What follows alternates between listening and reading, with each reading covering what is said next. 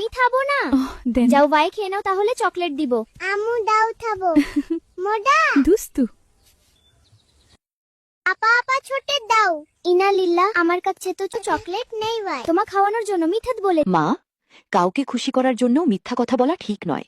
রাসূল সাল্লাল্লাহু আলাইহি ওয়াসাল্লাম আমাদের সব সময় সত্য কথা বলতে শিখিয়েছেন।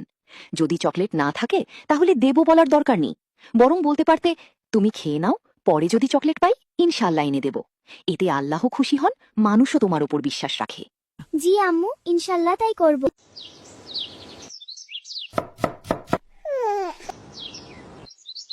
আসসালামু আলাইকুম। আব্বু, ঘুম কেমন হলো তোমার? মুভি খাবো। না আব্বু, ছোট বাবুরা এত বিস্কিট খেতে হয় না। আমি একটু দাও, একটু খাবো। না আব্বু, একটাও না। কথা না শুনলে কিন্তু বকা দিব। দুইটা বিটি দাও। তোমাকে নিয়ে আর পারি না।